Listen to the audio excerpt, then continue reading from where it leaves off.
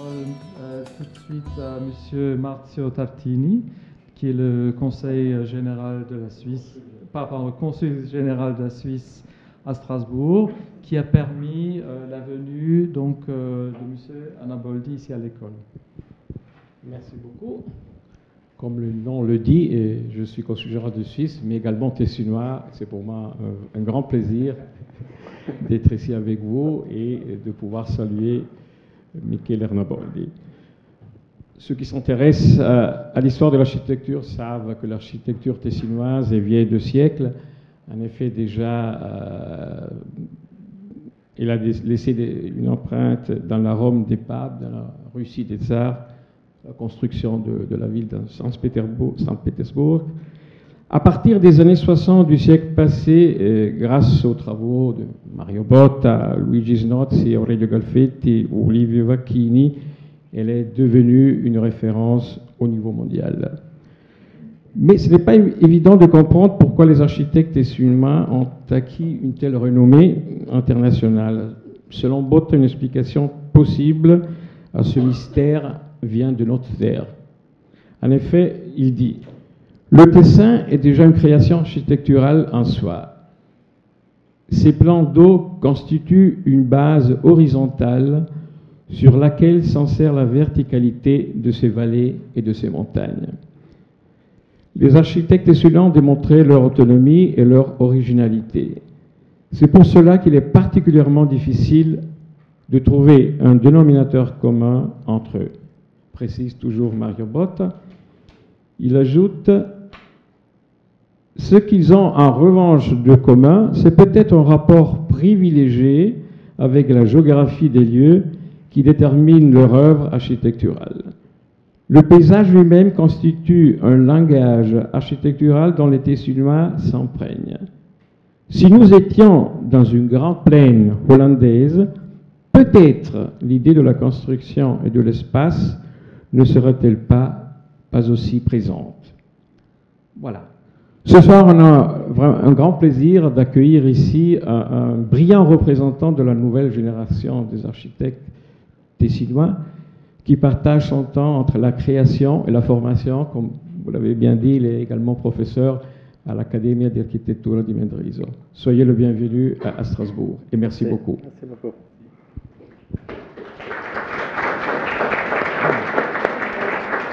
Alors, juste encore un petit mot, parce qu'on a dit, avec Jean-Pierre Wetterler, on a un vrai expert, un vrai connaisseur de l'architecture tessinoise, avec lequel on a travaillé maintenant ensemble, aussi avec Claude Hôtel, et c'est une coopération qui existe depuis un bon moment maintenant avec la Saint-Étienne, en tout cas avec notre atelier ou nos ateliers. Et donc, l'idée, c'est que Jean-Pierre, qui a fait d'ailleurs un summer school ou une académie d'été chez Snozzi, donc il est connaisseur aussi de cette formule qui a, je pense, marqué pas mal d'architectes qui sont passés dans cette logique, travailler avec lui sur un thème très concrètement dans le Tessin, à Monte Carasso, précisément. Et donc, il va nous faire une petite amuse-gueule, on peut dire ça presque, pour ce qui nous attend après avec donc Michele Anaboldi sur la question, évidemment, aujourd'hui, la question urbaine aussi, notamment, mais aussi la question architecturale dans le Tessin. Donc, je te laisse la parole. Donc, Jean-Pierre, il enseigne, donc moi j'étais à Saint-Étienne, donc avec l'Haute Hôtel en Master 1 et Master 2, un peu, donc c'est nos homologues, et qui sont toujours aussi, donc toi tu fais toujours un voyage en Tessin, ou souvent, avec les premières années, deuxième année. Ouais, donc c'est l'initiation au projet avec les premières années, et donc c'est toujours un grand plaisir de partir avec Jean-Pierre pour découvrir l'architecture tessinoise. Donc je te laisse la parole. Merci pour cette petite intervention. Bonsoir à tous. Et je vais essayer d'être très rapide parce que la personne primordiale ce soir à écouter, c'est Michele. Simplement, c'est plutôt pour mon propos va s'adresser aux étudiants principalement pour un peu resituer cette école ou cette tendance, comme elle a été dénommée à une époque, la tendance tessinoise, sachant que sa présence dans l'activité didactique des écoles d'architecture européennes et mondiales a toujours été très active, très forte, avec des moments plus ou moins forts et puissants dans l'ouverture de ce regroupement d'idées très particulier, comme l'a dit Monsieur le Consul.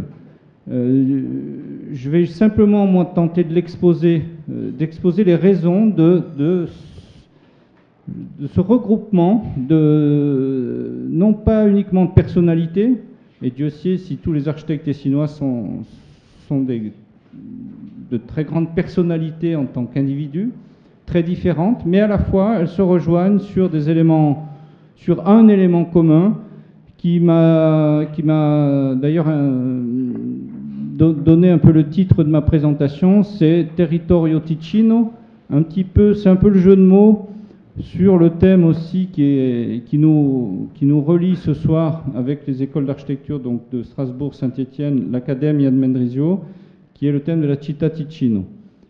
Je voulais dépasser ce thème-là pour rejoindre ce thème de territoire, qui est peut-être le qualificatif fondamental de cette tendance tessinoise.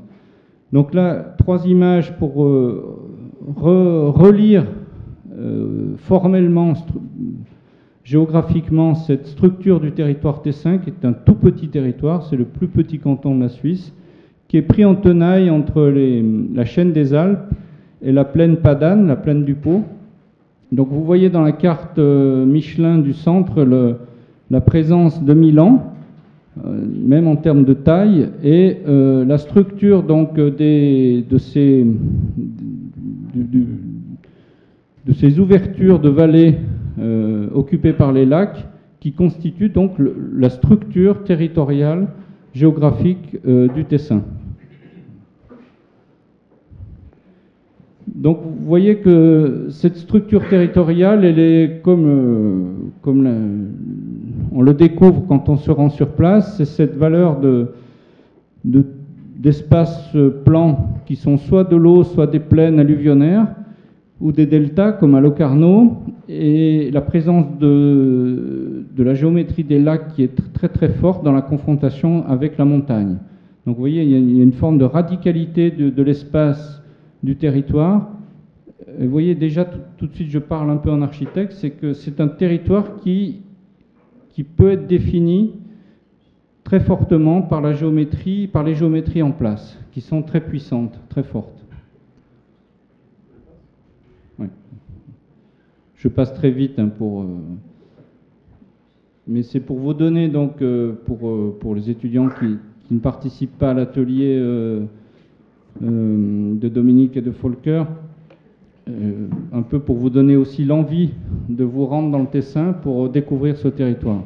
Donc quelques images aussi, c'est-à-dire le rapport aussi, comment les Tessinois, sous différentes formes, ont pris possession de ce territoire, de cette géographie particulière, entre l'eau et la montagne, sous différentes formes que vous voyez là, et qui parfois passent notamment par des éléments d'infrastructure, souvent, parce que la montagne est violente, elle est très très puissante dans sa présence, qui donne donc des leçons aussi d'implantation très spécifiques, très particulières. Donc un rapport aussi très puissant avec des éléments élémentaires qui sont le sol, la montagne et parfois l'eau.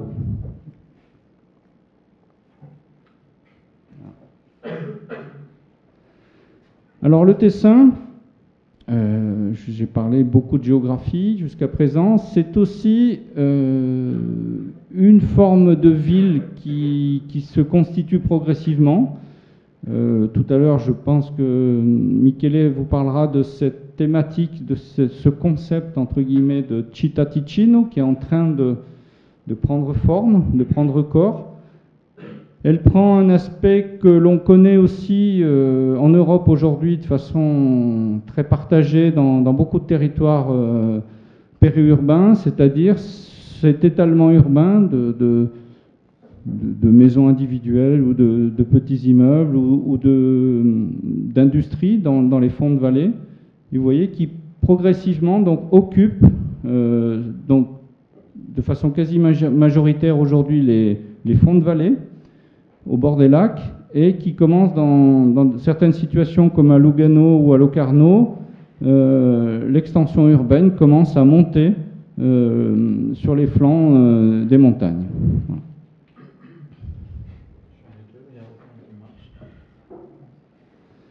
Alors, cette situation territoriale spécifique, elle est révélée par des éléments aussi d'infrastructure qui fondent aussi le caractère physique construit dans le rapport artifice-nature, donc par les éléments d'infrastructure, quelles que soient les époques. Le Tessin est une région de transition entre le nord de l'Europe et le sud depuis la préhistoire.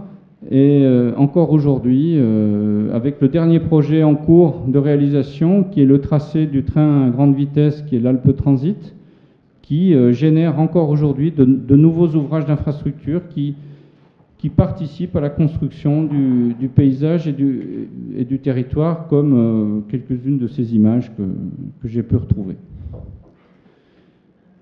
Toujours l'infrastructure hein, qui est quasiment aussi un élément prédominant, parce qu'on n'a pas une urbanité très structurée en termes de masse, de quantité. Hein, les petites villes, Lugano, Locarno, Mendrisio, voilà, on est dans des dimensions urbaines relativement modestes en taille, en envergure. Par contre, vous voyez que dans ce rapport physique des vallées et des plaines alluvionnaires, l'infrastructure marque très fortement le territoire, en étant presque dans la limite de la saturation. Voilà. Mais vous voyez aussi comment ce conflit dû à l'exiguïté du territoire a généré aussi de très beaux projets d'infrastructure qui participent donc à cette ville Tessin contemporaine. Alors on en arrive à l'aspect un peu plus peut-être académique. Donc voici quelques portraits que j'ai eu l'occasion de prendre personnellement ou que j'ai pu retrouver dans les monographies. C'est bien sûr, ça n'est pas, loin de là, ça n'est pas exhaustif, mais le Tessin, c'est aussi ce regroupement de personnalités, d'individus, comme je l'ai dit tout à l'heure, qui par leurs différences, mais aussi par quelques éléments principaux, fondamentaux, qui constituent donc cette école tessinoise, cette présence intellectuelle très particulière en Europe aujourd'hui, et qui perdure de génération en génération. Voilà. Donc je nommerai pas tous les gens, mais je vous invite les étudiants à aller en bibliothèque, retrouver un peu les monographies de ces différents architectes, mais à distance, depuis l'extérieur, je crois aussi que c'est vraiment le caractère du Tessin, c'est ce regroupement de personnalités intellectuelles très fortes et très engagées dans l'architecture et dans sa production et dans l'action.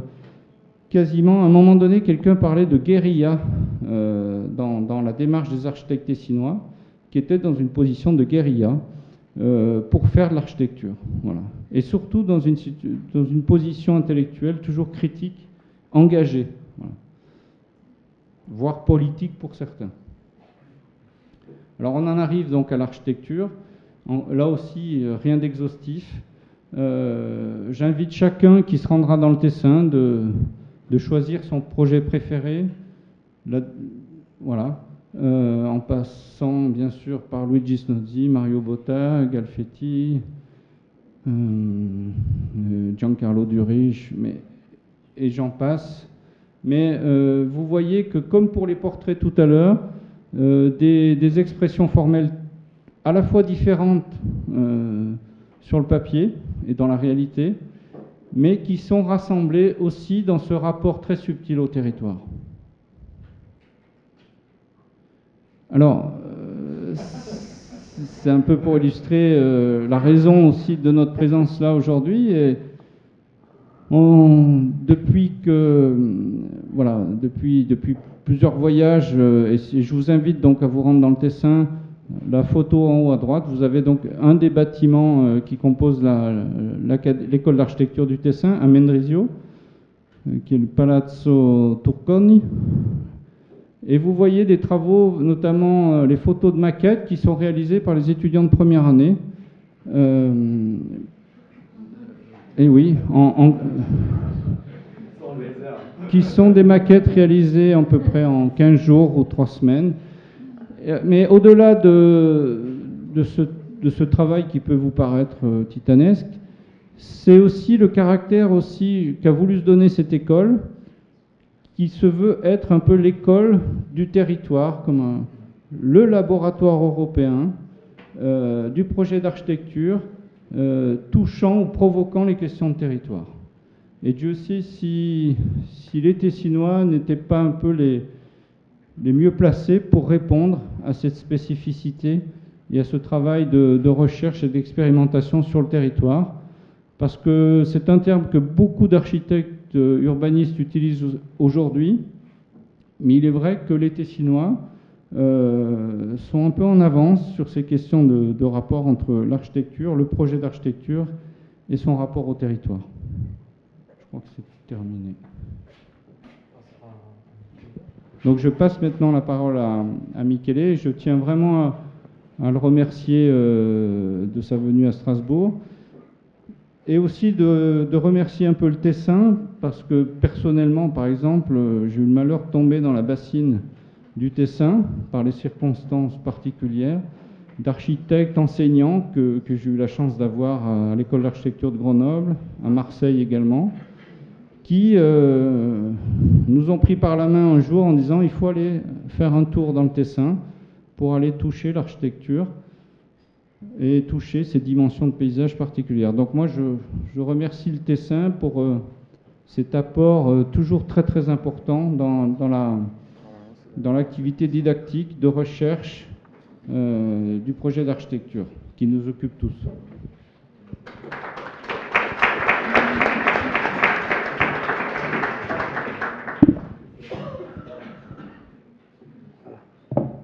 Bonsoir à tout le monde. Je suis ravi d'être ici. Je dois dire, tous ces mots, peut-être c'est un peu exagéré aussi, non parce que c'est pas tellement toujours si bien le Tessin pour nous qu'on habite là-bas. Non. Mais je vais essayer aussi d'expliquer un petit peu qu'est-ce que s'est passé en Tessin. Et il faut aussi dire que ce qu'ils font les architectes, c'est une petite partie, moi je vais dire 1% de la qualité de l'architecture qu'on envoie de Tessin, de ce qu'on vraiment on va construire.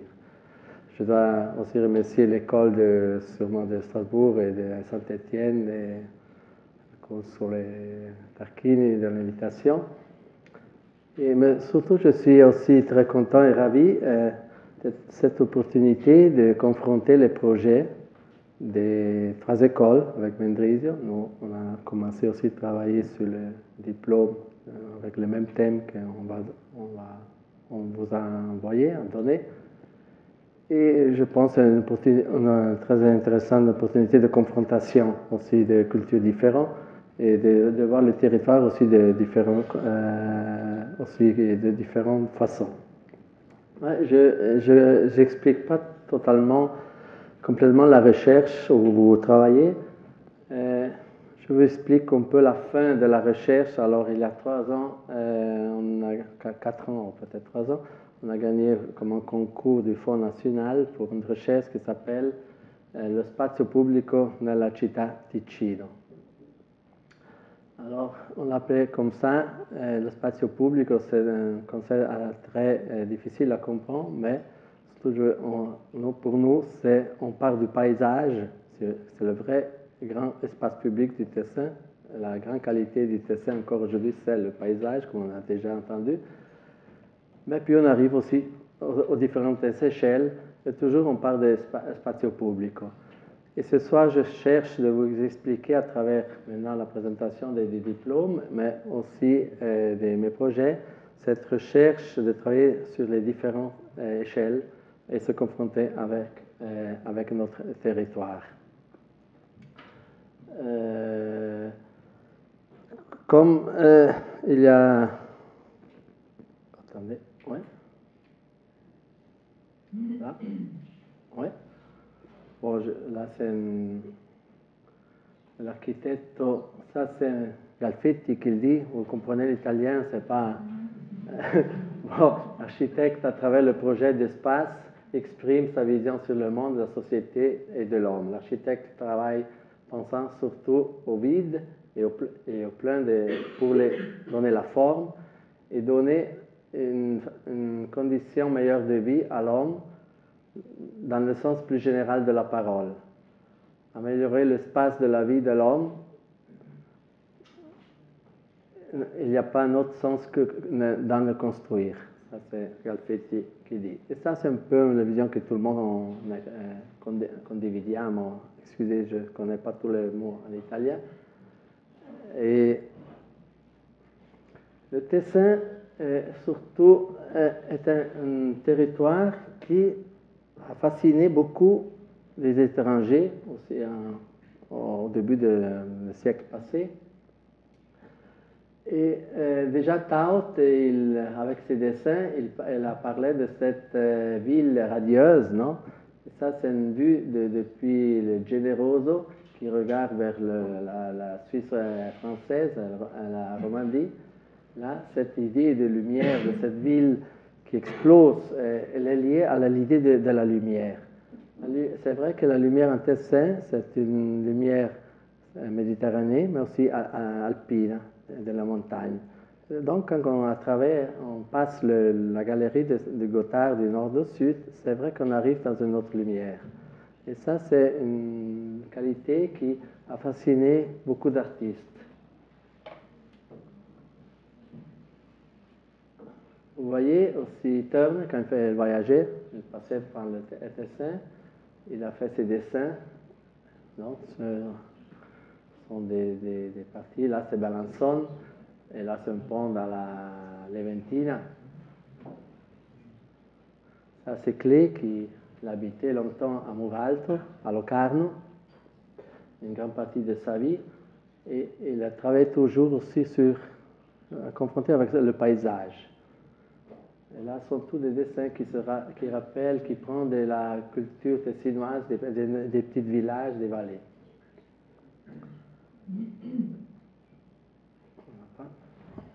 Là, c'est Hermanesse. Hermanesse, il a vécu longtemps en Suisse, tout près de Lugano, à Montagnola. Et juste maintenant, je viens de finir de lire des petits écrits qui parle de tout le paysage. Et lui, il arrivait à Montagnola et puis il faisait ses dessins. Certainement, ce n'était pas la qualité des dessins de Klee, mais lui, à certains moments après la guerre, le Vénétien, il a commencé à travailler pas seulement sur la grande partie des romans qu'il a portés au succès, mais il travaillait aussi avec la peinture. Il reprenait le paysage, il était très fasciné sur le paysage et ces petits écrits qu'il a écrits sur le Tessin dans les années 40 sont très intéressants pour comprendre qu'est-ce que c'était le Tessin une fois. Il y a aussi des artistes, Filippo Franzoni, c'est un artiste très connu de Locarno. Moi, j'habite dans la maison où il est né, Filippo Franzoni, on travaille. Et tous les artistes tessinois, ils étaient toujours aussi fascinés de ce territoire. Ils ont travaillé en représentant ce paysage. Puis, dans les années 30, il y a un mouvement très important du Nord qui vient à Monte Verità d'Ascona. Alors c'est comme une colonie des hommes de culture et des naturalistes qui cherchaient une autre qualité de vie. Ils ont trouvé dans le Monte Verità l'idéal. Le Monte Verità est devenu aussi un centre très important européen que tous les artistes, tous les architectes, tous les écrivains venaient à se confronter dans ce lieu et restaient. Il y a aussi beaucoup de ces gens sont restés de ce moment-là en Tessin. Il y avait aussi la danse à Ascona, toujours liée au Monte Verità, avec Charlotte Barra. Ça, c'est un bâtiment construit de Weidemeier, c'est un architecte et peintre qui a repris la leçon de l'architecture rationaliste à ce temps, dans les années 30. Et il a fait ce bâtiment qui est un des peu bâtiments qui est resté de ce temps-là. Il y a Gustav Jung qui a formé le centre Eranos. C'est un centre lié à la psychiatrie, psychologie, et avec tout aussi la théorie de Jung. Et là, ce centre Eranos, c'est un lieu où se trouvaient aussi les philosophes plus importants du monde qui venaient travailler pendant des jours et faisaient des forums au bord du lac. Il y a aussi Kereni qui a écrit des choses très importantes. Et un des petits livres très fascinants qui parle du Tessin, c'est la Madonna Ungherese de Verdasio, qui c'est un parcours dans les Cento Valli, marqué par ces petites chapelles. Et lui raconte aussi la culture de nos territoires à travers ce parcours, naturellement colonisato del cattolicesimo, no? de la culture catholique. Le Tessin, il a très fort ce rapport avec le monde catholique qui ont marqué notre territoire avec des églises, avec des petits monuments dans toutes les vallées.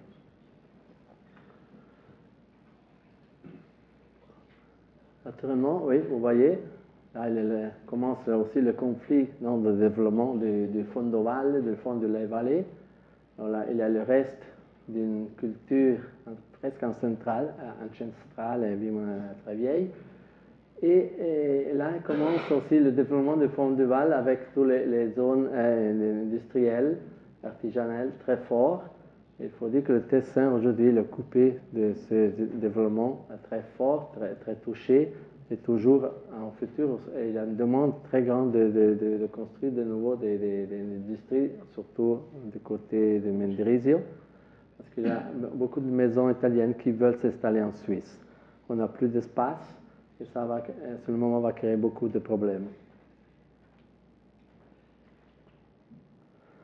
Alors, comme on dit, il y a 3 années, j'ai commencé cette recherche qui s'occupe du fond du Valais. La fond du Valais du Tessin, parce que ce sont la côté des vallées plus touchées, la part du territoire la plus touchée. Elle part de ce travail, il part de Biasca, il arrive à Belanzon, et ça c'est le premier comprensorio, que c'est la rivière de Ticino Nord. Puis la deuxième, c'est le piano di Magadino avec Belanzon et Locarno. La troisième, c'est le Lugano avec tout son territoire. La quatrième, c'est Mendrisio avec Como et Varese. Et enfin, on est à Milano. Nous, en effet, on est à la périphérie de Milano. On est un quartier de Milano. Là sont les 4 comprensorios qu'on a donné, on a travaillé et on a fait aussi 4 modèles pour cet espace. Mais surtout là, on a cherché de trouver un thème qui peut trouver une unité dans nos territoires. Alors le fond de la vallée, on a tous appelé le parc. Le parc, c'est un peu banal comme thème, mais quand même, c'est une idée des espaces publics. C'est un grand espace public. Là, c'est le comprensorio Fiume Ticino Nord. Le thème, c'est le parc fluvial, le parc de la rivière. Le deuxième parc, c'est le parc agricole et le parc de la culture et du temps libre, qui c'est celui,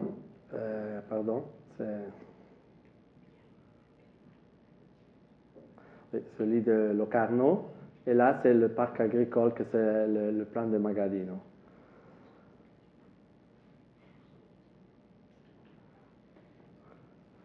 Le troisième, c'est Lugano, avec le thème de la plaine de Vedeggio, l'aéroport d'Agno, mais qui arrive jusqu'à Montecenere.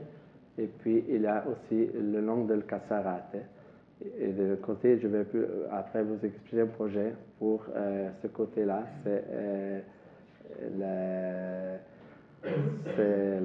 Où il y a Grancia, c'est un centre commercial très important.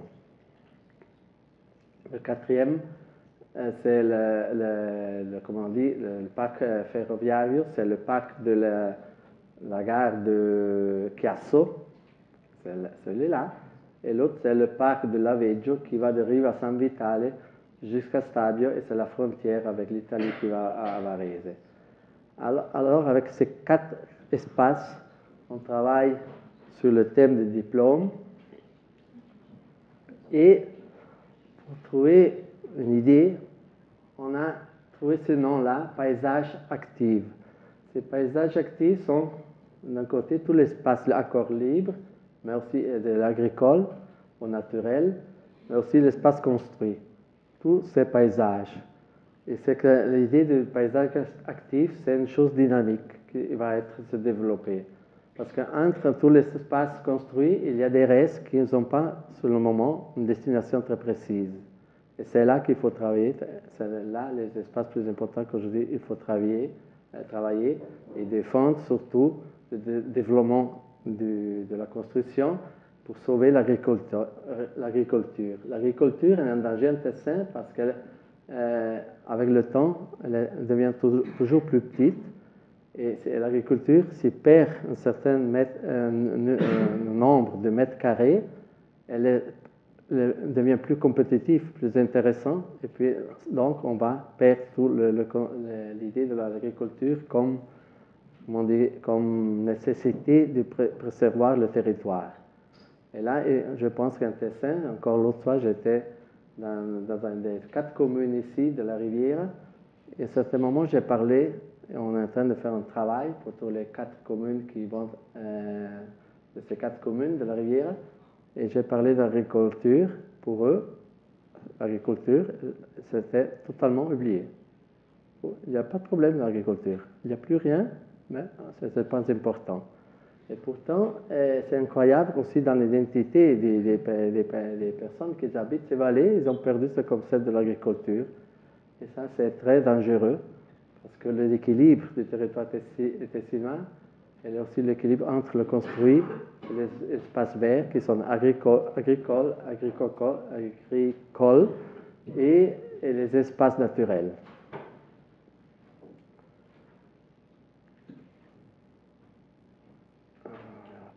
Oui.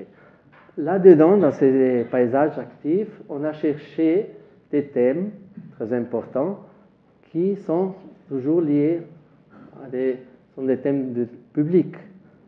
Et ce sont des thèmes qu'on a donnés pour tous les professeurs des diplômes qui pouvaient choisir, mais surtout on a obligé à tous les professeurs de prendre plusieurs thèmes, pas qu'un thème, le stadio ou l'hôpital, mais il fallait prendre plus de thèmes, parce que moi je pense en Tessin, il faut créer la tension entre 2 pôles.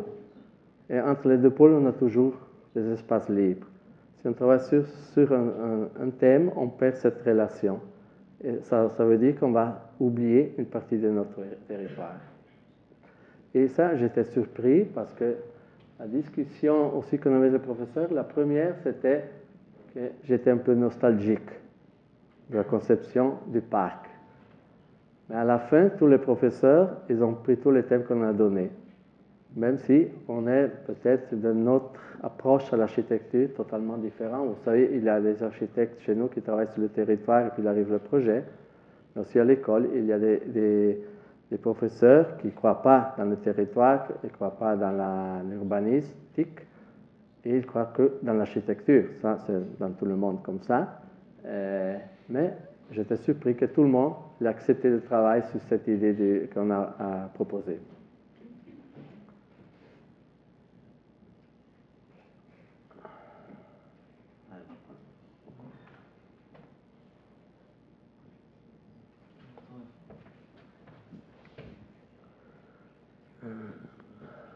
Voilà.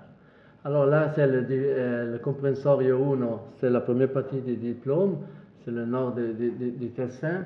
Vous voyez, il y a Biasca et la rivière. En rouge, il y a les thèmes principaux. Je ne vais pas faire trop long. Là, comme on dit, il y a le parc de la rivière, c'est un thème. Puis on arrive sur le piano di Magaddino. C'est très important, Belançon, piano di Magaddino et Locarno, avec la plaine qui porte les vallées. À Belançon, c'est drôle, c'est un thème qu'on ne trouve pas si intéressant, et il n'y a pas des étudiants qui voulaient travailler sur ça. Pourtant, moi, je crois que c'est un des thèmes plus intéressants.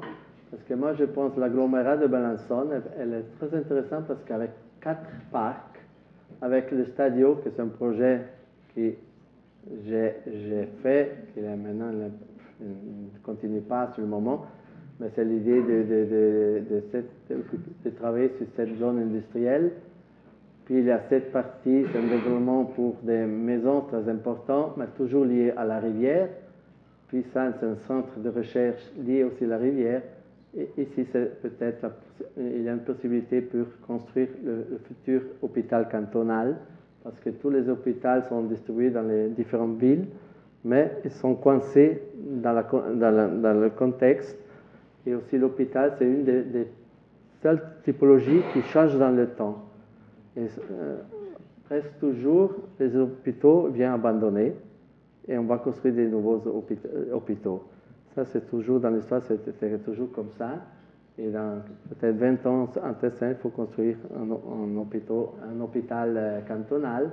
Donc, il y a déjà une lutte politique très forte parce que ceux qui veulent à Belançon, ceux qui veulent à Lugano, il y a une discussion très, très dure aussi et certainement aussi avec beaucoup d'intérêt.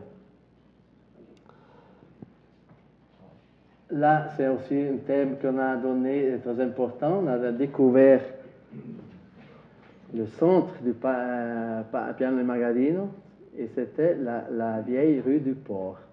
Là, on traversait le plan du piano Magaddino, la rivière, on traversait cette rue-là et puis on traversait la rivière avec le bateau. Là, c'est le centre du piano Magaddino et nous, avec les étudiants, on a cherché de démontrer que là, c'était la possible porte du parc du piano di Magaddino, parce qu'on cherche aujourd'hui de faire un parc, on ne sait pas où faire l'entrée, où faire les formations. Là, c'est le centre pour faire l'infrastructure principale du parc et donner une identification au parc, à travers aussi ce passage, mais avec ce passage, il est collégué aussi avec la gare de Cadenazzo et l'autre gare de Riazzino. Ça peut donner une dynamique très, très importante sur le thème et le futur projet du parc du piano di Magaddino. Puis il y a Ascona et Locarno. Locarno, c'est aussi un thème très important. Quand je parle des paysages actifs, c'est de lier l'entrée de Locarno avec la gare et le développement, le sviluppo, le développement de la ville de Locarno, et puis se lier avec Ascona. Et là, c'est Ascona, c'est le parc de la Maggia. C'est ce centre-là, avec le centre-là de la Casem, c'est développer une idée de parc unique long la rivière, qui aujourd'hui, c'est un peu des espaces déjà occupés de plusieurs activités, mais ne sont pas liés avec une idée de projet de paysage. On arrive à Lugano, comme on dit, et là, vous voyez, ces modèles sont très importants. C'est vrai que c'est un modèle fait par 100 étudiants, 400 en tous, ce sont 4 modèles de la première année.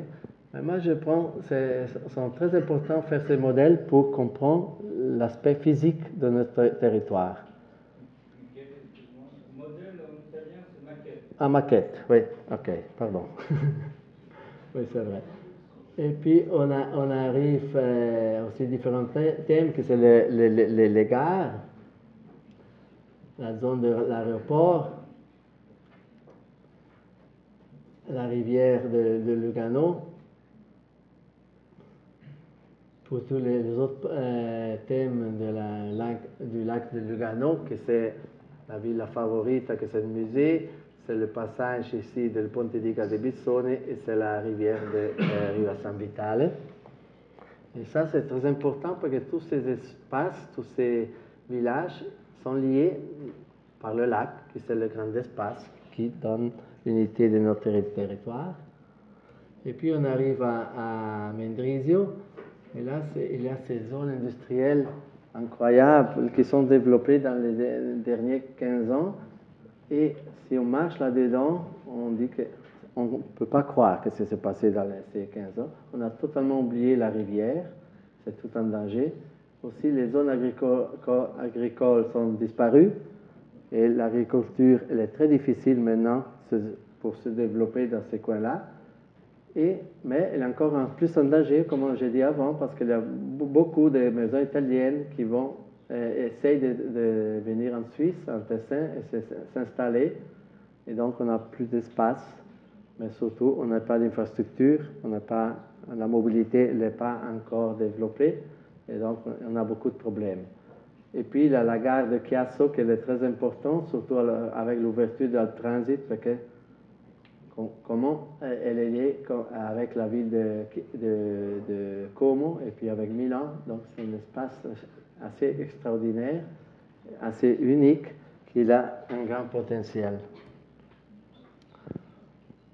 Là, plus en détail, tous les thèmes des diplômes, je ne vais pas entrer, et puis le thème de la gare. Et puis, vous voyez une vue du Tessin. Là, c'est le plan de Magadino. Et puis on voit le lac de Lugano. Oui, c'est vrai, c'est un espace fantastique.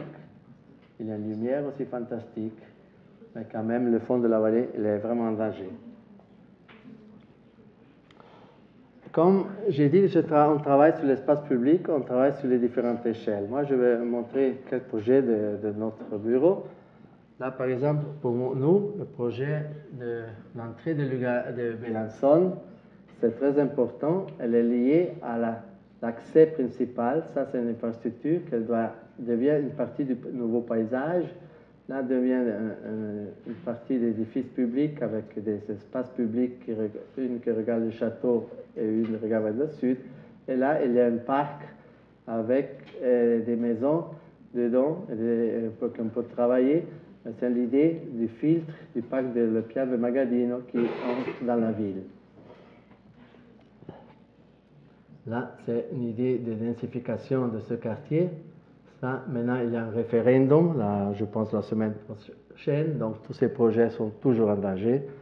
On ne va pas réaliser un. Il y a tous des référendums. Et puis, on arrive aussi les espaces plus traditionnels. Le centre d'un village, ça, c'est la bibliothèque à Mendrisio. Au centre du Borgo, c'est ici. Il y a un vieux bâtiment qu'on ne sait pas quoi faire. On nous a invités pour faire un concours de bibliothèque. Donc simplement, on a travaillé sur une possibilité d'étape et de densification de ce lieu et s'installer avec cette bibliothèque. Là, c'est l'espace d'aujourd'hui. Ça, c'est notre proposition. Aujourd'hui, c'est comme ça. Et là, c'est notre proposition. Donc, la voiture, elle reste, mais elle va disparaître du sens qu'on donne la priorité aux piétons. Et la voiture, elle reste quand même dedans, mais elle n'est pas prioritaire. Puis, il y a les écoles, normalement, aujourd'hui, on doit développer, augmenter les classes. Donc, il y a tous ces thèmes aussi des petites écoles de périphérie. Ça, c'est Cadenazzo, c'est un quartier terrible sur la plaine de Piave Magadino. Donc, on a cherché de développer tous ces espaces un peu perdus avec le thème de la salle, de la grande salle et d'une nouvelle classe, et créer des espaces sur des terrasses qui regardent sur le piano di Magaddino. Aujourd'hui, c'est comme ça. Ça, c'est notre projet. Ça, c'est la situation d'aujourd'hui. Et ça, c'est le projet. Tout ça sont des projets gagnés, il faut dire, mais qu'on ne construit pas. Parce qu'en Tessin, ils ont peur de l'espace public. Les politiciens ne croient pas qu'il ne faut pas trouver de l'énergie pour construire ces projets-là, parce que l'espace public, ce n'est pas l'intérêt ou la priorité de la part des politiciens. Là, c'est aussi un thème de, comment on dit, restauro du paysage. C'est la piscine, on a demandé de faire un projet pour la piscine à Scona, c'est un lieu extraordinaire. Il y a un projet de Vacchini à Scona, c'est un projet de filtre entre le construit et le paysage du lac.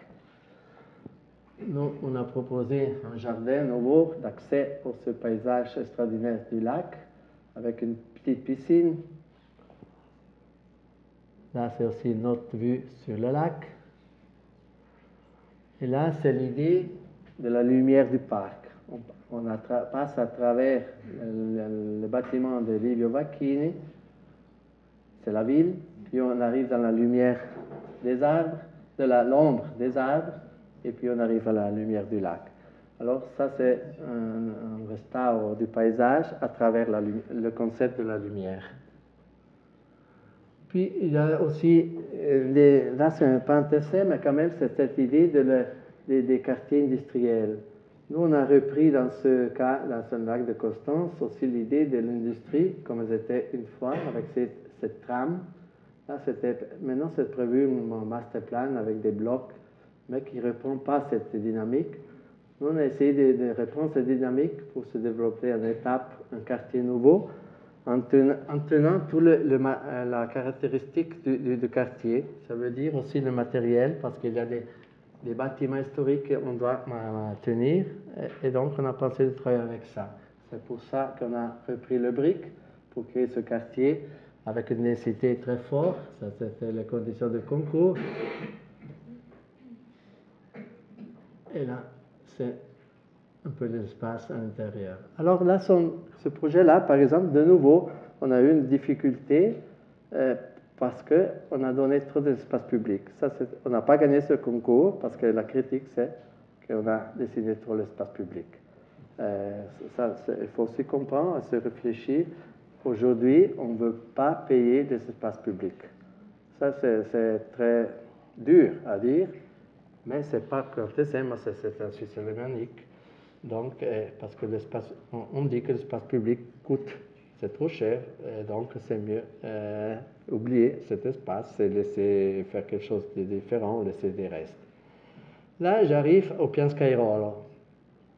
Là, c'est un espace très important en danger. Depuis 40 ans, on parle de cet territoire. C'est au sud de Lugano, l'entrée de Lugano. Dans ces 40 ans, on a développé tous les centres commerciaux principaux du canton Tessin et des industries. Et il y a ce système, un désordre incroyable. Il y a plein de règles. On a laissé aller ce territoire. On a laissé construire ce territoire sans un plan. Ils ont fait un concours international. On l'a gagné. On ne construit pas. De nouveau. Je vous explique pourquoi. Là, c'est la condition de ce territoire, de cette part de l'entrée de Lugano. Je pense que ce n'est pas mieux qu'ailleurs, et pas pire qu'ailleurs. C'est ce qu'on trouve dans toute l'Europe. Mais on oublie aussi les caractéristiques naturelles, les éléments naturels, les paysages, les promenades qu'il y avait là-dedans sont disparus. Et vous voyez cette confusion, comme on a construit dans les derniers 20 ans, pas plus. Là, c'est aussi cet espace. Et qu'est-ce qu'on a fait? De nouveau, là, retourne un peu ce thème de paysage actif. Nous, là, on a trouvé que le sommet de cette vallée, qui est l'entrée de Lugano, et aussi la sortie de l'autoroute, elle est bien placée de ce côté-là parce qu'il y a vraiment le sommet de la vallée ici, et là on descend, et là on descend. Donc c'est le point juste de l'arrivée de tous les parcours. Les parcours de l'autoroute, mais aussi de l'automobile, mais aussi les parcours pluvieux, aussi agricoles. Là, c'est une partie protégée du parc naturel. C'est très important pour laisser traverser les animaux ce point-là de la vallée. Donc, nous, on a travaillé là-dedans, entre ces deux pôles. C'est pour ça qu'on parle de ces paysages actifs. Alors, on cherche de développer ces deux paysages actifs. Et entre ces deux paysages actifs, il y a tous ces quartiers industriels et commerciaux. On a fait une petite analyse, ça c'est le plan de paysage. On a décidé de donner d'un côté de la rivière, en futur doit rester parc et porter toutes les constructions à l'intérieur de l'autre côté. Vous voyez aussi la présence très importante du bois, et autour de il y a différentes communes autour de cette vallée. Il y a aussi tout le thème de la mobilité, du trafic. Je ne vais pas entrer dans le détail. Là, le problème, c'est très fort. Donc, nous, on a essayé de quand même donner un caractère à ce système en dessin, même si on ne croit plus que la voiture, c'est le dessin prioritaire de nos territoires. Mais là, il faut résoudre aussi certains problèmes. Et donc, on a donné un accent principal à ce nœud-là, que c'est l'entrée de Lugano, la sortie de l'autoroute et l'accès au centre commercial et au centre artisanal. Puis il y a une autre rue qui rentre de l'autre côté, et puis il y a tous les autres parcours. Je ne veux pas entrer, je veux dire simplement que le dessin des parcours, le dessin de la mobilité, c'est très important aussi pour le dessin du territoire et du paysage. Là, c'est le plan des zones qui, normalement, ce n'est pas un projet. Ce n'est pas comme c'est chez vous, mais chez nous, ce n'est pas un projet. Il y a l'ingénieur qui donne des couleurs, des fonctions, mais il ne pense pas à l'espace. Je pense déjà, le plan de zone, c'est très important parce que ça donne déjà une idée d'espace. Là, on met la tête de tout ce projet. En violet, c'est toute la zone artisanale et commerciale avec une densité très forte. Là, c'est une autre zone artisanale, industrielle d'autres niveaux. Autour, on a toutes les petites communes qui travaillent, qui regardent cette plaine et ce paysage. Et là, il y a un petit quartier qui peut être mixte, qui de toute façon reprend un peu le bois qui descend jusqu'à la limite ancienne. Donc, on a déjà différentes parties de ce quartier. Les références qu'on a prises, on connaît Egenmort, c'est la densité de la ville. C'est comme la cittadella, comme on dit, entre les murs. Il y a Padua, près de la Valle, que c'est un grand espace vide à l'intérieur d'un tissu mixte, pas fini, mais tout le monde regarde cet espace, c'est dans l'ordre à toutes ces conditions différentes. Puis la densité des villages, que vous avez aussi en France, mais de la Toscane, c'est très important sur la colline, et puis la campagne, mais aussi la dimension. Il y a deux différents rapports avec le territoire. Le pays, mais la grande échelle qui est un rapport différent avec le territoire. Ça sont les thèmes toujours qu'on trouve aussi un peu en Tessin avec les églises, non? Les échelles différentes. Et puis il y a, comment on dit, récupérer tous les espaces verts, les éléments naturels qui sont disparus avec le développement industriel. Là, c'est le projet qui nous dit quand même que vous voyez un orange plus sombre, tous les espaces encore ouverts pour construire. Donc, il y a encore la possibilité de construire le 50% de ce que c'était prévu. Avec cette décision, on a dit, là, on ne va plus construire de l'autre côté de la rivière. Et on va construire le centre de l'interscambio de la mobilité avec le bus, le tram et la plus grande partie des parkings sous cette dalle. Et là, il y a un centre avec des tours qui peut prendre tous les bureaux, l'administration, un hôtel ils ont aussi une référence avec le territoire. Il y a un autre tour ici où le IKEA, c'est le plus grand centre commercial. Et puis en rouge, il y a des bâtiments qui sont les portes au parc, ou l'entrée à la ville. Là, c'est le plan de paysage. Alors pour nous, le plan de paysage, c'est le plan le plus important. Même si en Tessin, le plan de paysage, c'est que le reste de l'urbanistique. On fait une liste des éléments à protéger, mais il n'y a pas un concept de paysage. Nous, on pense que tous ces paysages, aussi nous construits, mais à la fin, le plan le plus important pour nous, c'est le plan du paysage vert, qui donne la structure au niveau territoire. C'est pour ça qu'on a cherché aussi avec des études de montrer qu'on va bloquer le développement de l'autre côté. On les laisse tous les bâtiments qui sont déjà là-dedans, mais si on a besoin des espaces, ils sont obligés d'entrer dans la citadelle. Et avec le temps, ces espaces deviennent libres pour l'agriculture. Et c'est ça, on peut récupérer avec un centre agricole très important et développer une agriculture différente avec des petits jardins, des choses comme ça dans cette vallée. Vous voyez les dessins, là vous voyez alors la concentration, la densification de ce centre industriel commercial avec le dessin plus important, le grand espace de référence de la vallée. Là sont les tours d'entrée à la ville ou les portes de sortie au parc. Tout au fond, vous voyez la piazza principale et l'interscambio.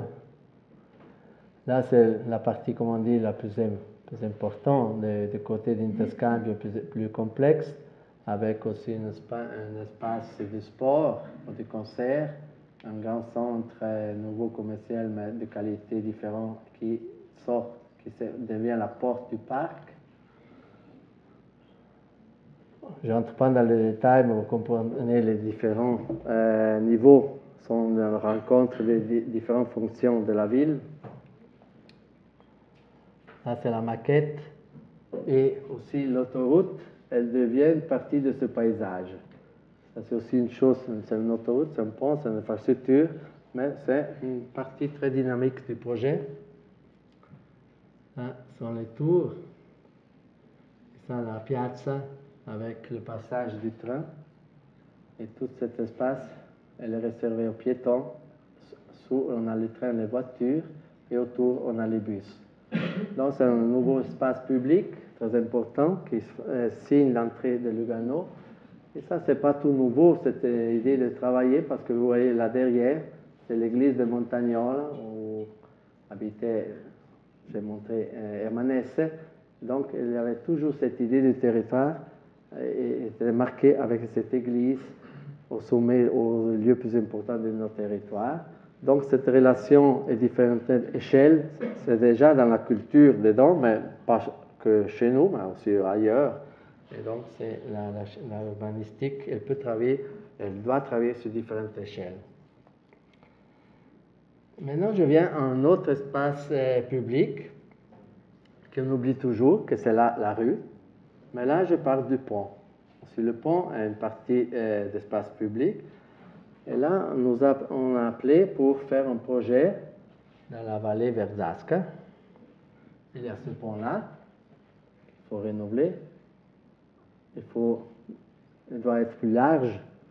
Donc, le projet des ingénieurs, c'était celui de construire là une plateforme et d'un côté détruire cet pont d'origine romaine, mais puis on a été un peu touché, fortement touché. Et nous, on a dit non, il ne faut pas toucher, élargir la rue, il faut la laisser comme ça. Mais il faut trouver une autre solution. L'idée, c'est, là, c'est l'entrée au nord du pont. Il y a cette rustico qui signe l'entrée. De l'autre côté du sud, il y a de nouveau une chapelle sur la pierre qui signe l'entrée au pont. Mais l'histoire des ponts est très intéressante parce que chaque période, il a son pont. Et nous, on a dit non, si on doit faire un pont pour les voitures, on doit trouver une solution pour les voitures et pas pour les piétons ou pour les chevaux comme c'est ici. Et c'est pour ça qu'on a lutté aussi avec la commission du paysage pour proposer un deuxième pont pour les voitures et restaurer le vieux pont de façon qu'il devienne une terrasse ou pour les piétons ou pour les vélos. On a lutté 4 ans à peu près avec toutes les commissions pour faire ce projet-là. On a réussi à construire ce projet-là parce qu'on a démontré qu'on gagnait 1 million de francs parce qu'on ne devait pas construire un pont provisoire. Donc on a pris cet argent pour construire un nouveau pont avec toutes les règles pour la voiture et on a récupéré le vieux pont. Mais on ne sait pas parce que le projet il était bien, mais surtout parce que coûtait moins. Mais ça, c'est pas la raison. Hein, et là, mais l'histoire des ponts, c'est aussi ça, c'est Plečnik à Ljubljana. Il a fait ces ponts fantastiques qui sont des espaces publics sur la rivière. Et il a le pont de la voiture, il a le pont de la piéton, il a des passages sous les ponts. Et ça, c'est une idée d'espace public. Le pont devient l'espace public. Vous connaissez, c'est très bien aussi à Paris, et c'est dans tout le monde. Mais là, c'est un exemple très fantastique des différentes fonctions d'un pont. La vallée, c'est un paysage extraordinaire. Bon, là, c'est déjà une photo de la solution, mais vous voyez ce passage très fort, là, qui marque la vallée. Là, c'est aussi le dessin, qu'est-ce qu'on ne voit pas tellement bien. Bon, c'est l'idée de deuxième pont. Alors, le nouveau pont, c'est celui-là. Donc, il a les règles de la voiture.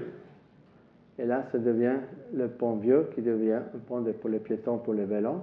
Il a un petit espace d'arrêt ici avec une fontaine, de l'eau. Et puis, là, on continue de l'autre côté. Mais là, il a aussi des parcours de piétons qui arrivent là, qui traversent le pont, puis on continue la promenade de l'autre côté. Et là, il y a de nouveau une petite chapelle.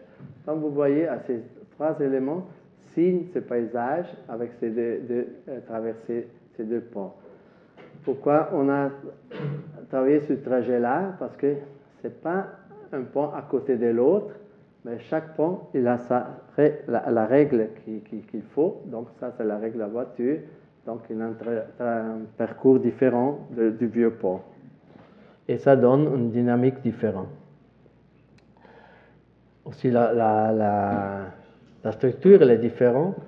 Si avant, le vieux pont, il avait deux arches, non? Comment on dit? Arches? Archi? Okay.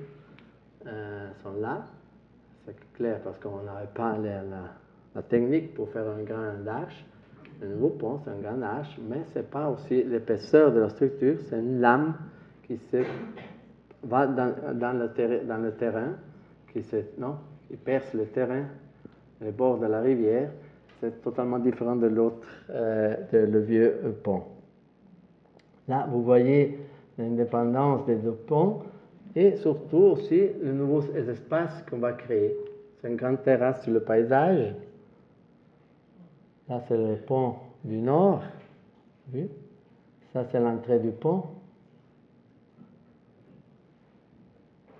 Vous voyez comme c'est important l'espace qu'on va créer entre les 2 ponts. Les 2 arches, le nouveau, le vieux, la confrontation des matériaux, de la pierre avec le béton. Là aussi la confrontation de la structure, elle est très évidente, la façon de toucher le terrain. Là c'est une lame, et là c'est une épaisseur totalement différente. Là de nouveau les 2 périodes. Ah voilà. Maintenant, je viens à un thème plus délicat, que c'est une piscine à Ténèbres, que c'est au bord du lac majeur. Ça, c'est le piano di Magadino. C'est une petite piscine.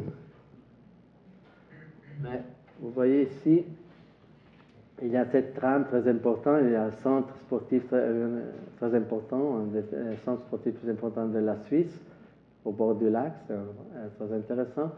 Tous ces territoires étaient malheureusement coupés par l'autoroute. Ça, c'est une grande erreur, ces parcours de l'autoroute. Mais de toute façon, les trams restent. Ces trams restent qu'ils arrivent jusqu'au lac. Là, il y a cette ville de camping. En été, c'est plein. Il y a 30 000 habitants qui viennent habiter là. Donc là, ça change beaucoup nos territoires. Et là, reste cet espace-là, cette petite piscine. Et il y a aussi, comment on dit, la prodo du bateau. Donc c'est une entrée qui porte à la ville.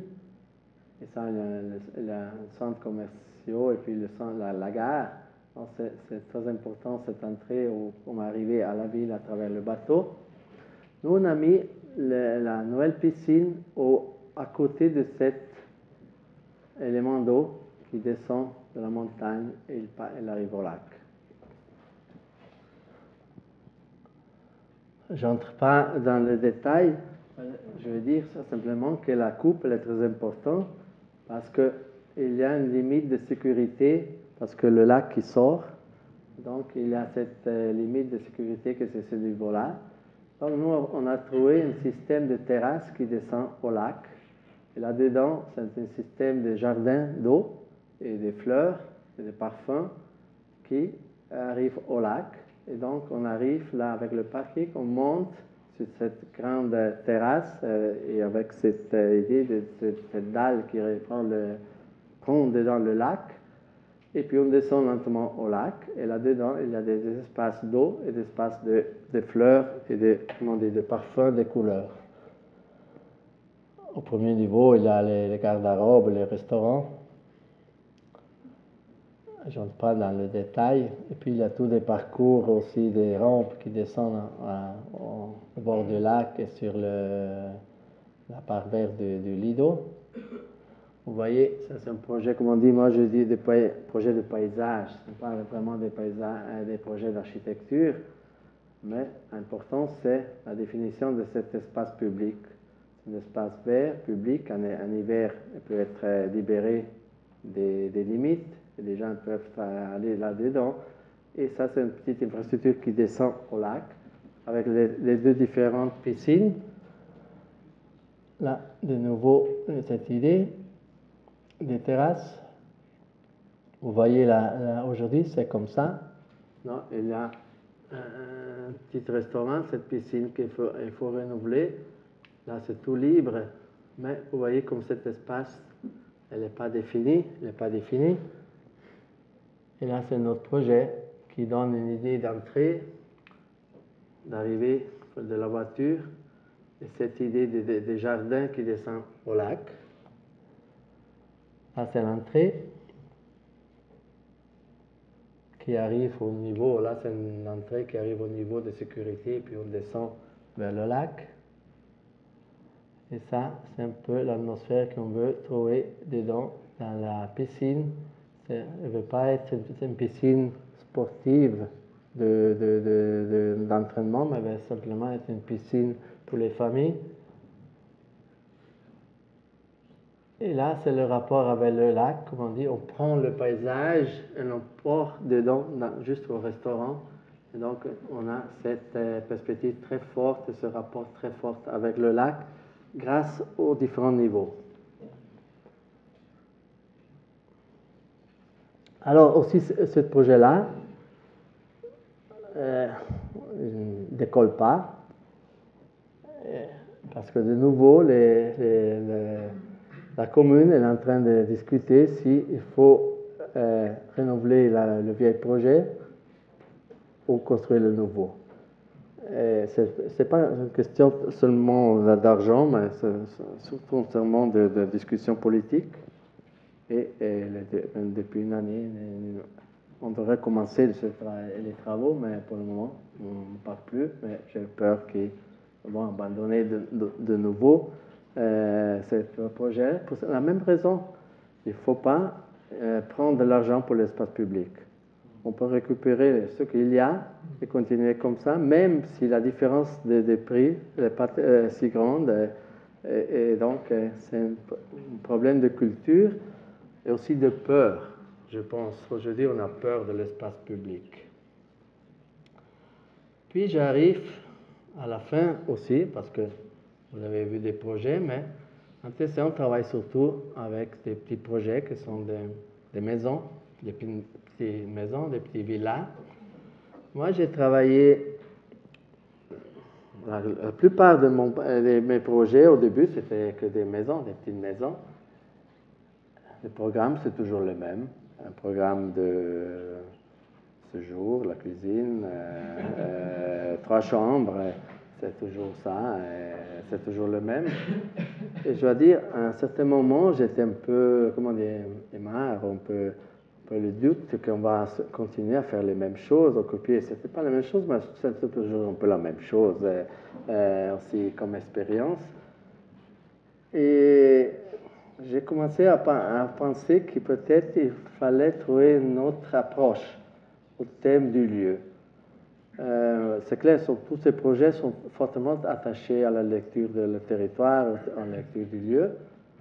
Mais puis, j'ai cherché aussi un autre thème qui m'aurait donné plus de force, de rapport avec le territoire. Et à la fin, je suis arrivé à comprendre que c'est la lumière, le thème qui lie encore plus le projet au territoire. Alors, il faut comprendre bien comme la lumière passe pendant la journée, pendant l'année, pendant les saisons. C'est toujours différent, surtout chez nous, où la lumière est très forte. Et c'est pour cette raison que j'ai appelé la machine à lumière. Ça, c'est une référence à Le Corbusier, la machine habitée, mais je pense que comme c'est un peu peut-être passé, non? Il y a une autre culture aujourd'hui. Mais j'ai commencé à réfléchir à cette idée de lumière comme l'élément qui fixe le projet sur le territoire. Et la connaissance de qu'est-ce qui se passe avec la lumière, c'est le rapport encore plus fort avec le territoire. C'est un rapport différent de construire. Et moi, je pense, j'ai compris avec cette expérience que c'est encore la chose la plus forte, c'est vraiment ça. Le rapport avec le rapport avec le contexte, mais surtout le rapport avec la lumière. Là, c'est un terrain, c'est celui-là, le terrain, c'est au bord du train. Ah, c'est une vieille prison de 1500. Vous voyez, il y a le lac, il y a les écoles, tous ces bâtiments ont un rapport normal avec le lac.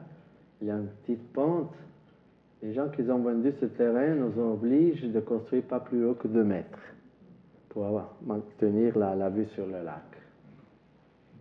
C'est une opération que j'ai faite moi-même. On a trouvé ce terrain par hasard sur un journal. La première fois, je n'ai pas réussi à acheter ce terrain. Puis la deuxième fois, j'ai vu que ce n'était pas vendu. J'ai pris contact avec le propriétaire et ils m'ont dit, si c'est vous qui vous faites le projet, on vous le donne. Je n'avais pas l'argent pour acheter ce terrain. J'étais à la banque et puis on a trouvé des trucs avec le terrain de mes parents. J'ai trouvé l'argent et j'ai commencé à construire, mais avec un projet qu'à la banque n'aimait pas. Parce que moi, j'ai fait un projet de petits villas, la maison villa de Le Corbusier, dont j'ai pris aussi des références. Et donc, ce n'était pas des petites maisons séparées, mais c'est qu'une maison avec 4 unités. Et donc, on dit, ça, on ne peut pas faire des maisons comme ça au lac. Ça, c'est la question. Mais moi, je pense que c'est très important, c'est de travailler avec cette idée de la maison villa, parce que c'est aussi une façon d'occuper différemment le territoire du Tessin. Une des plus grands mal du Tessin, c'est la maison familiale, et qu'ils occupent le territoire d'une façon absurde, parce que on place on met la voiture la maison au milieu, puis il reste les 3 mètres autour de la maison, mais qui ne sont pas des espaces. Après, il y a peut-être séparation en métal, en béton ou quelque chose d'autre, et puis la nôtre, et comme ça on va couper le territoire, mais le paysage il est totalement détruit, et surtout l'espace du paysage est totalement détruit. Donc je pense que l'idée de la contiguïté, c'est un des thèmes très importants aussi pour les maisons, et pour trouver des autres solutions aussi de ce thème très, très demandé. C'est vrai, c'est une des questions. Mais c'est aussi intéressant aujourd'hui que il faut comprendre que les gens qui ont un peu plus d'argent aujourd'hui cherchent d'aller au centre de la ville. Je pense que c'est un peu général. Et c'est aussi très intéressant que nos vallées sont en danger parce que les terrains sont moins chers, c'est certainement moins cher, et l'étranger, les familles étrangères qui viennent ici, le rêve, c'est, comme c'était le rêve une fois du Tessinois de la ville familiale, de la petite ville, ils vont construire dans ces vallées, ces quartiers de petites maisons qui vont détruire notre territoire. Donc là, il y a un problème politique aussi délicat. Hein. Il faut vraiment comprendre comment en futur trouver quelle stratégie, non, pour construire en futur nos territoires, surtout dans ces zones des petites maisons. Là, c'est le territoire, il y a une petite pente, comme on dit, il y a le train. Donc là, c'est un peu l'idée, j'ai pris l'entrée selon le train et la ligne du train, et puis j'ai fait 4 unités qui reprend un peu la maison villa. Pourquoi? La maison villa, c'est depuis, il y a 30 ans que je cherche à faire la maison villa, mais faire une maison villa, c'est impossible, c'est trop cher. On n'est jamais arrivé. Ici, j'ai trouvé la possibilité de faire 4, et là, je suis rentré dans les paramètres acceptables des frais, et donc j'ai développé ce projet avec l'inspiration de Le Corbusier, certainement. C'est un tissu de 4 maisons avec des espaces devant, la grande terrasse, et on perce le bâtiment, on prend la lumière, après je vais expliquer, et puis il y a une cour à la part derrière. Le Corbusier, il avait, je vais montrer, qu'un espace devant. Lui, vous connaissez ça, le pavillon de l'esprit, et surtout c'est ça, la typologie qui m'a inspiré plus avec la cour. Une maison un peu plus grande de ce qu'on a construit. Mais vous voyez, l'espace principal de la cour, percé par ce trou, que c'est l'idée de la lumière qui tourne autour du bâtiment.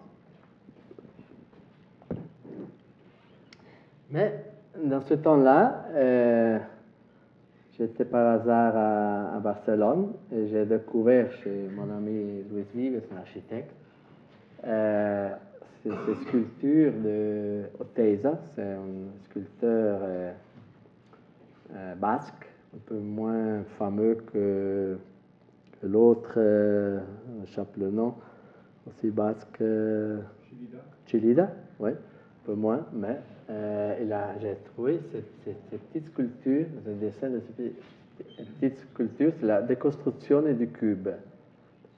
Et ça, j'ai trouvé très intéressant parce que c'est justement ce que je veux faire. Parce que je prends le volume et je le perce avec la lumière. Et ce volume va éclater. Et ce sont des petites sculptures extraordinaires, elles sont très petites ces sculptures, mais ils m'ont aidé beaucoup à développer le projet. La typologie, elle est très simple. Vous voyez, ce sont 4 unités. Puis j'explique plus. Et il y a un étage d'arrivée, puis le séjour. Et puis les chambres, je vais montrer la typologie plus clairement. Là, comme on dit, on met la voiture sous cet espace. Il y a 2 entrées, la principale et la secondaire. Il y a un petit bureau, on monte, il y a le séjour, la cuisine, et puis le 3e étage, c'est le thème des chambres. Mais là, comme cet espace regarde sur le lac, celui-là, il y a une petite cour qui regarde les montagnes et le ciel. Et ça, c'est la différence avec le projet de Le Corbusier. Le Corbusier, il n'y avait pas un espace derrière.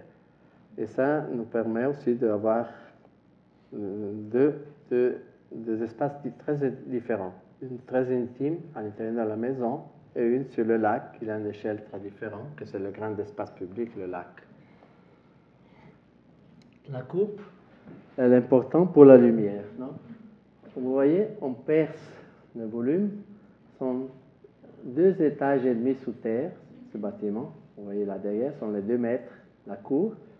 Et là, on perce le bâtiment et la lumière descend jusqu'au 3e niveau, au niveau d'entrée. Et puis de l'autre côté aussi, parce que le soir en été, il y a la lumière qui entre par ce côté-là, elle descend par l'échelle jusqu'au niveau plus en bas. Cette idée, pour moi, c'est très important parce que dans l'architecture, il y avait toujours l'idée de ce rapport de la Terre avec du ciel, avec l'axis mundi. Le rapport l'asse del mondo, c'est ce rapport avec le rapport de la Terre et ciel. C'est le thème de toute l'architecture classique. C'est toujours ce rapport de lumière, de prendre la lumière du ciel et de porter jusqu'au sol. Mais là, on le fait un peu, une fois on le faisait avec des sculptures peut-être, ou les petites colonnes, ou des colonnes très importantes comme Palladio. Là, je le fais juste avec, en perçant le volume, porter la lumière, et c'est cette idée de ce rapport de bâtiment avec le ciel. Mais il y a aussi 2 échelles. Ces cours-là, c'est l'échelle, la grande échelle qui regarde le lac, et derrière, on rentre, est toujours plus intime. Et aussi les détails de la construction deviennent plus domestiques. Et aussi l'autre idée, c'était de la lumière. C'est un thème très important aujourd'hui et des fois très confus.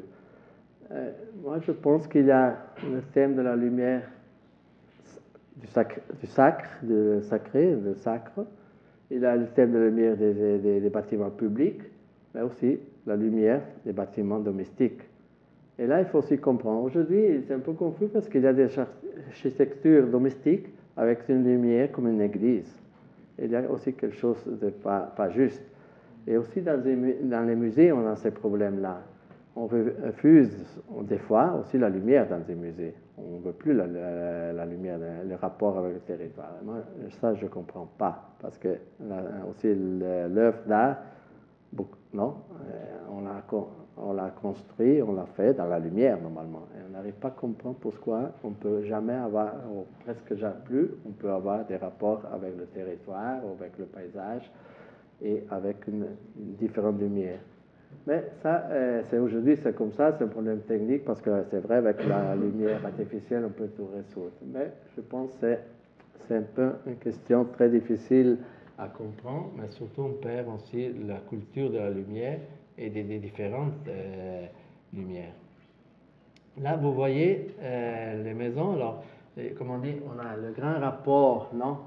Cette façade d'échelle, c'est une grande fenêtre sur le lac. De nouveau, j'ai pensé à la maison de la mère, à la petite maison de Le Corbusier sur le lac de Lausanne. Et là, c'était une fenêtre tout petite sur le lac. Et moi, j'ai pensé que si les frères Lumière, ils ont commencé à faire le film avec des petits écrans, nous, à Locarno, en été, on va voir le film festival avec le plus grand écran qu'il y a en Europe, il paraît. Donc, c'est pas vrai aussi ça. On peut regarder l'image, les paysages dans différentes échelles. Et moi, j'ai cherché de prendre cette idée de Le Corbusier, mais avec l'idée de cinémascope, dans la grande image, qu'aujourd'hui on peut réaliser. Donc là, et vous voyez la structure principale, vous voyez comment on perce la structure.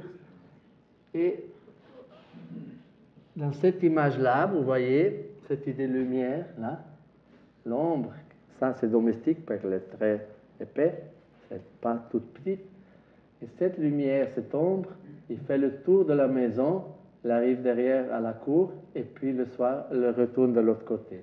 Donc, ça, c'est le sentiment du temps. Ce temps qui change toujours. Et ça, je pense que c'est aussi très important, et je cherche toujours dans mes constructions. Moi, je dis qu'une construction doit respirer. Et respirer, c'est avoir un rapport avec la nature, avec les saisons, avec la température, le soleil, le vent, la neige. Et je laisse toujours neiger, pleuvoir et passer le vent à l'intérieur des maisons. Et c'est pour ça que je perce toujours le bâtiment pour prendre tous ces éléments naturels dans les maisons. Ça, pour moi, c'est très important parce que ça me donne toujours ce rapport très fort avec le territoire, mais avec la nature.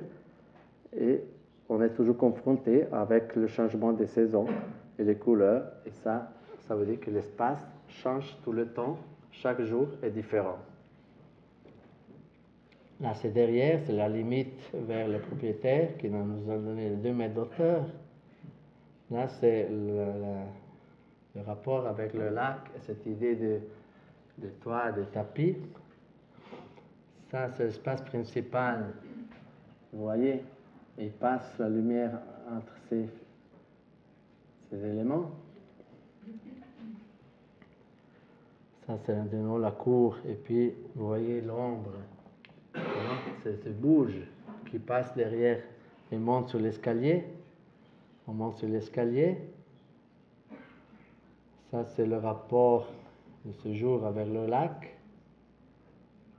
Ça sont les matériaux. Moi, je travaille que 2-3 matériaux dans toute la maison. Ça change seulement la quantité de matériaux. Ça veut dire qu'au premier étage, peut-être, je n'ai pas beaucoup de bois dans ce cas-là.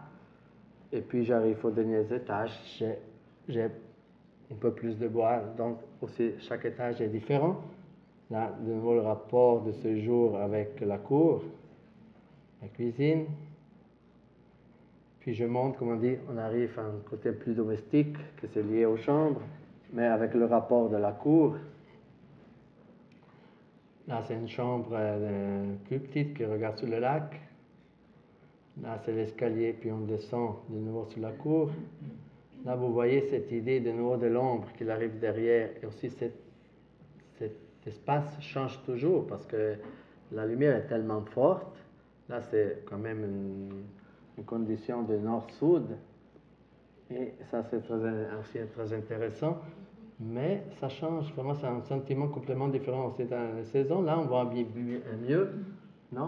Là, la lumière, puis elle est là. Puis elle est là, elle est là. Donc, ça devient comme une sculpture vivante. Là, c'est l'escalier, comme on dit, qui perce. Et puis, on arrive à la fin. Et là, bon, comme on dit, avec cette approche de la lumière, c'est vrai qu'on a changé un peu encore pour la façon de faire notre architecture. Et maintenant, moi, je suis encore un peu d'un côté, un peu, comment on dit, un peu difficile, non? J'aimerais bien échapper, trouver quelque chose de nouveau, parce que maintenant on a ça, nous a aidé à faire les projets dans ces dernières années, nous a donné aussi la possibilité, c'est vrai que beaucoup disent, vous avez trouvé aussi un langage différent, ou quelqu'un m'a dit, vous n'avez pas trouvé un langage. La dernière conférence, c'était, je pense à Paris, oui, il y a quelqu'un qui m'a dit, mais c'est intéressant parce que votre maison sont vides, ils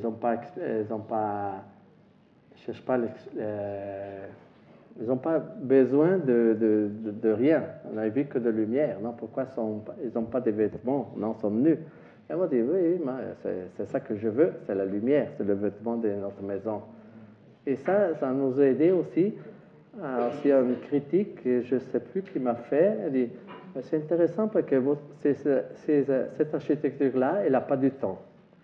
Et pour moi, c'est peut-être le compliment meilleur que je peux avoir, parce que ça m'aide beaucoup plus à avoir cette idée-là. Ce sont des structures dans le paysage qui travaillent avec la lumière, avec le rapport de la nature, mais en effet qui peuvent rester ou devenir aussi des ruines, mais ils auront toujours ce rapport avec nos territoires. Merci.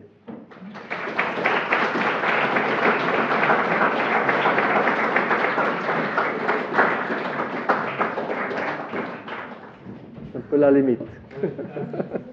Merci beaucoup, cher Michele. Il est 10h moins 10. Est-ce que quelqu'un a des questions?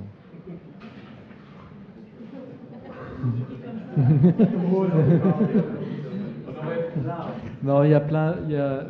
Non, mais moi, ce qui m'étonne, donc, c'est cette attention donc à l'intimité du chez-soi qu'on a dans beaucoup de maisons donc, dans le Tessin. Et d'un côté, et de l'autre côté, des autorités qui ne font pas attention à l'espace public. Donc ça, c'est quand même un gap qui m'étonne beaucoup, hein, et qu'on a vu à travers ces différents concours gagnés, mais que finalement personne n'ose construire le surplus de l'espace public. Là, je reste sur un thème qui, pour moi, me titille sur cette région.